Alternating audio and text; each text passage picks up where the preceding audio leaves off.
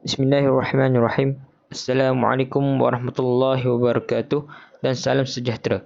Yang berbahagia Encik Said Lamsah bin Said Syekh selaku pensyarah bagi subjek sejarah pendidikan dan rakan-rakan seperjuangan yang dikasihi sekalian.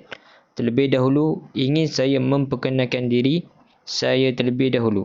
Saya Mio Ahmad Nabil bin Mio Saiful Hamdi bersama rakan-rakan daripada Fakulti Pendidikan dan Sains Sosial Universiti Selangor akan membentangkan tugasan yang berkaitan dengan institusi pendidikan swasta iaitu Sekolah Tembi yang terletak di Ipoh, Perak.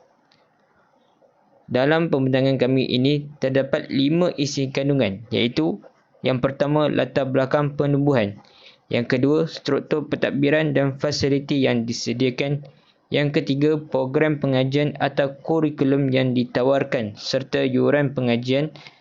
Yang keempat, fakta menarik lain berkaitan institusi dan yang terakhir, rumusan. Pertama, latar belakang. Sekolah Tembi Ipoh telah ditubuhkan pada tahun 1960 oleh Puan Dorothy Nelson Doig untuk menyediakan pendidikan berkualiti berasaskan sistem British kepada anak-anak masyarakat ekspatriat British di Perak. Sekolah itu dinamakan sepenuhnya sebuah pusat peranginan kecil tepi pantai dan perkampungan nelayan di Wales Selatan, kampung halaman Puan Nelson Doig. Dan bilik darjah pertama ialah Dewan Gereja Kecil. Terdapat banyak perbezaan yang ketara dalam kehidupan lebih 1,000 pelajar dari 30 negara di kampus yang dibina khas di Bandar Meru Raya yang dibina pada September 2013. Kampus ini merupakan rumah kepada 2 sekolah iaitu Tembi International School yang menawarkan Cambridge IGCSE dan A-Levels dan Sekolah Sri Tembi yang menawarkan kurikulum kebangsaan Malaysia. Kedua, struktur pentadbiran. Struktur pentadbiran yang disediakan di Sekolah Tembi Ipoh ini ialah menyediakan persekitaran yang sesuai bagi para pelajar untuk berkembang secara holistik demi menjalani kehidupan yang benar-benar memuaskan sebagai orang dewasa. Penyediaan ini merangkumi keperluan fizikal, mental dan emosi para pelajar dapat dipenuhi. Kampus yang didirikan adalah berkonsepkan kampus moden yang dibina khas, terletak di kaki Bukit Batu Kapur, Bandar Meru Raya yang indah dan seluas 13 ekar keseluruhannya. Lokasi yang tenang ini sesuai untuk pembelajaran kerana ia bebas daripada gangguan dengan pelbagai kemudahan yang membolehkan usaha intelektual yang ketat dan pelbagai aktiviti co-kurikulum. Kampus ini dibuka pada tahun 2013. Ruang terbuka kampus yang luas dan kehijauan yang subur mewujudkan persekitaran yang menenangkan yang kondusif untuk pembelajaran.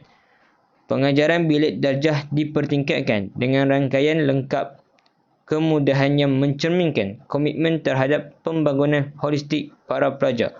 Manakala kemudahan asrama penuh menyediakan gaya hidup yang menyeluruh dan memuaskan untuk semua pelajar.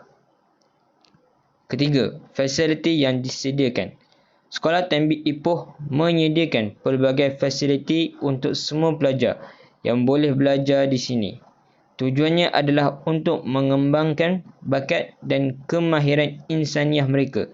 Selain itu, terdapat juga kemudahan sukan dan rekreasi untuk memberi peluang kepada para pelajar untuk mengembangkan badan mereka sebagai tambahan kepada minda dan jiwa mereka. Antara fasiliti yang disediakan di Sekolah Tembi Ipoh ialah auditorium, bilik seni, kantin, padang bola sepak, bilik muzik, pusat perubatan, pusat pembelajaran tingkatan 6, gelanggang tenis, pusat pembelajaran, kolam renang, gelanggang bola keranjang, makmal sains, dewan serbaguna dan asrama. Yang keempat, kurikulum yang ditawarkan.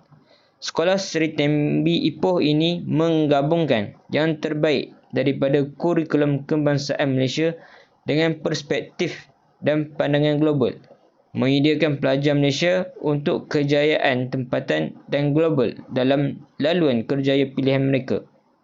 Seterusnya, kurikulum dan penilaian. Bagi yang pertama, peringkat rendah. Pendidikan di Sekolah Sri Tembi Ipoh ini bermula pada tahun rendah, di mana pelajar mempelajari kurikulum standard Sekolah Rendah Kebangsaan Malaysia atau kurikulum standard Sekolah Rendah KSSR dari darjah 1 hingga darjah 6. Semasa tahun-tahun rendah, penekanan diberikan untuk menyediakan pelajar dengan asas pembelajaran yang luas, merentas kumpulan mata pelajaran utama dengan tujuan untuk memupuk pemikir yang berpengetahuan luas yang boleh berjaya dalam peperiksaan utama mereka yang diadakan pada tamat darjah 6, iaitu Ujian Pencapaian Sekolah Rendah atau UPSR. Bagi peringkat menengah pula, kurikulum menengah kemudiannya mengambil langkah yang lebih jauh, membolehkan pelajar yang berumur 13 hingga 17 tahun mendapat pengkhususan yang lebih besar apabila mereka mula menemui perkara yang ingin mereka tekuni sebagai pilihan kerjaya. Pada tahap ini, pendekatan akademik yang ketat dilengkapkan dengan penyertaan yang lebih besar dalam aktiviti sekolah dan dalam jawatan kepimpinan dengan bertujuan untuk membentuk golongan dewasa muda yang bertanggungjawab dan teliti bersedia untuk menghadapi dunia. Para pelajar dalam peringkat menengah ke arah dua peperiksaan penting, iaitu Pentaksiran Tingkatan 3 atau PT3 dalam Tingkatan 3 dan Sijil Pelajaran Malaysia atau SPM dalam Tingkatan 5. Para pelajar cukup bersedia untuk menggunakan pintu masuk ini sepenuhnya, membuka pintu kepada pengajian di universiti berprestij di seluruh dunia. Kemudian, yuran pengajian. Sekolah Tembi ini mempunyai dua struktur yuran berbeza, iaitu yang pertama antarabangsa sekolah, iaitu Sekolah Antarabangsa Tembi, dan bagi warga negara Malaysia, iaitu Sekolah Tembi.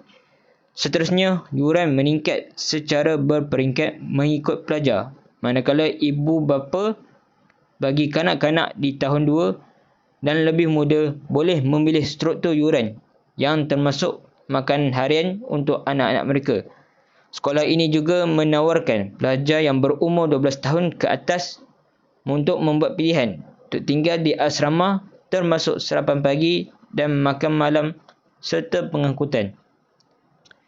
Seterusnya, jadual yuran bagi Sekolah Antarabangsa Tembi. Butiran yang pertama ialah yuran permohonan bagi setiap kanak-kanak tidak boleh dikembalikan adalah sebanyak RM300. Seterusnya, yuran pendaftaran bagi setiap kanak-kanak dan tidak boleh dikembalikan pada awal tahun iaitu sebanyak RM500. Akhir sekali, yuran pendaftaran bagi setiap kanak-kanak dan tidak boleh dikembalikan iaitu tidak termasuk tahun awal sebanyak RM2,800. Selain itu, jadual yuran bagi Sekolah Tembi. Dalam bahagian ini terdapat dua butiran. Yang pertama ialah yuran permohonan bagi setiap kanak-kanak dan tidak boleh dikembalikan, iaitu berharga RM300. Seterusnya, yuran pendaftaran bagi setiap kanak-kanak dan tidak boleh dikembalikan sebanyak RM1,002. Yuran-yuran ini yang dibayar ini tidak termasuk yuran buku, pakaian seragam, pengangkutan, makanan, aktiviti kurikulum, lawatan pendidikan dan yuran peperiksaan luar. Seterusnya, fakta menarik. Fakta menarik bagi Sekolah Tembi ini ialah asramanya berbentuk rumah teres ataupun home-style boarding house. Asrama ini sangat terkawal dan selamat serta dikawal rapi oleh pengawal keselamatan untuk para pelajar yang menetap di sini. Asrama ini juga dikelilingi pagar. Jarak antara asrama dengan kampus adalah kurang daripada 1 kilometer. Seterusnya, kelengkapan dalam asrama ini sangat mencukupi. Asrama ini dilengkapi dengan dalam ruangan ini terdapat kawasan sosial yang besar, tempat makan dan tempat belajar di tingkat bawah, serta 2 dapur dan kawasan lobi. Seterusnya, di luar kawasan asrama ini adalah kecil, tetapi terdapat kawasan permainan yang serba lengkap seperti meja pingpong dan gelung bola keranjang. Akhir sekali, rumusan. Institusi pendidikan swasta yang sedia ada tidak berfungsi sebagai pesaing. Sebaliknya, ia berfungsi sebagai pelengkap kepada tanggungjawab institusi pendidikan awam yang semakin besar, menjadikannya mencabar untuk menangani peningkatan bilangan pelajar. Institusi pendidikan swasta di Malaysia mempunyai keupayaan untuk menyediakan persekitaran pendidikan yang sentanding, jika tidak lebih baik berbanding institusi pendidikan awam, dengan prasarana dan fasiliti yang moden membantu dalam proses pembelajaran, dan mereka menawarkan lebih banyak kursus pendidikan yang disesuaikan dengan keperluan pekerjaan, sebagai contoh perniagaan, ekonomi dan perakaunan. Di samping itu, institusi pendidikan swasta juga boleh mengurangkan pengaliran wang ke luar negara. Bermaksud bahawa lebih sedikit pelajar yang menuntut di luar negara, namun ramai pelajar dari luar negara yang mengambil pendidikan di Malaysia, boleh meningkatkan pengaliran wang ke dalam negara dan akhirnya meningkatkan sumber pendapatan negara melalui sektor pendidikan. Sekian sahaja daripada saya. Wassalamualaikum warahmatullahi wabarakatuh.